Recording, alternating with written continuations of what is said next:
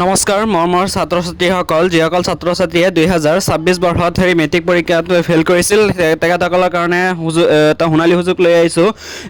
Compartmental এক্সামৰ নটিছখন আহি গৈছে তোমালোকে এতিয়া ভালকৈ পঢ়ি কম্পাৰ্টমেণ্টেল এক্সাম দি আগৰ লগৰীয়াহঁতৰ লগত পঢ়িব পাৰিবা যিসকল লগত আগতে ক্লাছ 10ত ক্লাছ কৰিছিলা সো এতিয়া ফাৰ্ষ্ট ইয়াৰত পঢ়িব পাৰিবা সো ভালকৈ এক্সাম দিব পাৰিবা আৰু কোন দিব পাৰিবা ভিডিঅ'টো সম্পূৰ্ণকৈ জনাম যিসকল ছাত্ৰ ছাত্ৰী এটা দুটা বা তিনিটা সাবজেক্টত ফেইল কৰিছে তেখেতসকলে দিব পাৰিব আৰু কাৰো যদি সন্দেহ আছে ৰিচেকিং কৰাত তেনেহলে ৰিচেকিংও কৰিব পাৰিবা সো সেই নোটিছখনো আহি গৈছে আৰু যিসকল ছাত্ৰ ছাত্ৰীয়ে 2026 বৰ্ষত মেট্ৰিক পৰীক্ষাত পাছ কৰিছে তেখেতসকলক উষ্ম অভিনন্দন জনাইছোঁ আৰু তোমালোকে আৰু আগুৱাই যোৱা আৰু ভালকৈ ৰিজাল্ট কৰিবা সো এতিয়া তোমালোকে যিহেতু এতিয়া হ'ব তোমালোকৰ আচল জীৱনৰ সময় সো এতিয়া ৰিজাল্টটো আৰু ভাল কৰিবা আৰু তোমালোকৰ ৰিজাল্টবোৰ কেনেকুৱা আহিছে কমেণ্ট বক্সত জনাবা তো বলা ভিডিঅ'টো পলম নকৰাকৈ আৰম্ভ কৰা হওক এইবাৰ পৰীক্ষাত টোটেল ষ্টুডেণ্টে পাছ কৰিছে 2,81,701 যেটো পাৰ্চেন্টেজ ক'ব গ'লে তোমাৰ 65.62% আৰু ফেইল কৰিছে তোমাৰ ধৰা 1,47,548 জন ষ্টুডেণ্টে এইটো পাৰ্চেন্টেজ ক'ব গ'লে 34.38% আৰু টপাৰ আছিল জ্যোতিৰ্ময় দাস এবাৰৰ টপাৰ তোমালোকৰ সেই সোণালী সুযোগটো আহিছে কম্পাৰ্টমেণ্টেল এক্সাম দি পাছ কৰিব পাৰিবা সো ইয়াত নোটিছখন দিয়া আছে the Assam HSLC compartmental exam 2026 will be held in May 2026 for students who failed up to 3 subjects but accept a minimum of 170 aggregate mark. Registration begin April 13 2026 to school with a fees of 500 per subject requiring a 30% score per subject to pass যিসকল ছাত্ৰ ছাত্ৰীয়ে তোমাৰ এইবাৰ পৰীক্ষাত 170 mark আৰু পাইছে আৰু maximum তিনিটা সাবজেক্টলৈকে ফেইল কৰিছে তেখেতসকলে দিব পাৰিব যিসকলে এটা দুটা আৰু তিনিটা মেক্সিমাম ফেইল কৰিছে তেখেতসকলেহে দিব পাৰিব আৰু সেইটো কাৰণে ৰেজিষ্ট্ৰেশ্যনটো তোমাৰ এপ্ৰিলৰ 13 তাৰিখৰ পৰা আৰম্ভ হ'ব যেটো কাইলৈৰ পৰা আৰম্ভ হৈ যাব আৰু পাৰ সাবজেক্টত 500 টকাকৈ লাগিব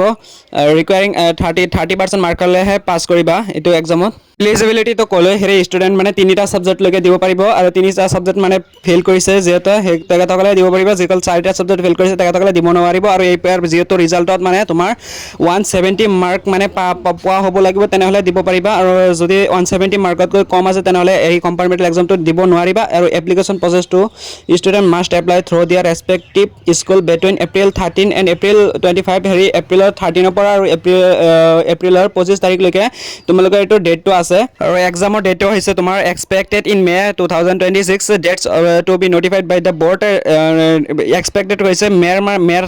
হ'ব এক্সামটো আৰু সেইটো এতিয়াও নটিফাইড অহা নাই বৰ্ডৰ পৰা এক্সাম ফিজটো 500 টকাকৈ পাৰ ছাবজেক্টত আৰু প্লাছ আছে তোমাৰ 150 টকা ফৰ চেণ্টাৰ ফিজটো 150 টকা লাগিব আৰু passing criteria student must score at list তোমাৰ 30% মাৰ্ক এট লিষ্ট পাব লাগিব ইট ছাবজেক্ট প্ৰত্যেকটো ছাবজেক্টত and except a overall total of 180 mark পাব লাগিব nature of exam the compartmental exam will be conducted only for theory paper to only theory paper কাৰণে হ'ব যিসকল MCQ ত ফেইল কৰিছে তেখেতসকলে এই এক্সামটো দিব নোৱাৰিব তেখেতসকলে অহাবাৰ দিব পাৰিব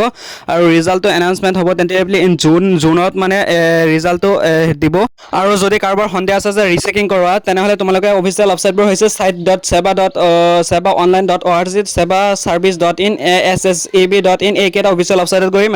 তোমালোকে এপ্লিকেশ্যনটো কৰিব পাৰিবা ৰিচেকিং কৰোৱাত ৰিচেকিঙৰ ফিজবোৰ হৈছে অনলি এপ্ৰক্সিমেটলি 350 পৰা 400 টকা পাৰ ছাবজেক্টৰ কাৰণে ৰিচেকিং প্লাছ তোমাৰ scan copy of answer script তোমাৰ স্কেন কপি দিলে তোমালোকে 550 টকা দিব লাগিব পাৰ ছাবজেক্টত scan copy of OMR and answer কেৰ কাৰণে তোমালোকে 50 টকা দিব লাগিব পাৰ ছাবজেক্টত আৰু টাইমলাইনটো হৈছে তোমালোকে you must apply within 12 to 15 days from the opening of the portal open হোৱাৰ পৰা তোমাৰ 12 পৰা 15 দিনৰ ভিতৰত কৰিব লাগিব এইটো আৰু যিসকলে কম্পাৰ্টমেণ্টেল এক্সাম দিব বুলি ভাবি আছে তোমালোকৰ পৰীক্ষাটো মেথ হ'ব যিহেতু এতিয়া ইমান সময় নাই এতিয়া আৰু গোল্ডেন চান্সটো নেৰিবা এতিয়া ভালকৈ পঢ়ি কম্পাৰ্টমেণ্টেল এক্সাম দি তোমালোকৰ আগৰ লগৰীয়াহঁতৰ লগত পঢ়িবলৈ হ'লে সো এইকেইদিন মন দি পঢ়িবা সো আজিৰ ভিডিঅ'টো এইখিনি আছিল ভাল লাগিলে এটা লাইক কৰি দিবা আৰু চেনেলটো ছাবস্ক্ৰাইব কৰি দিবা ধন্যবাদ।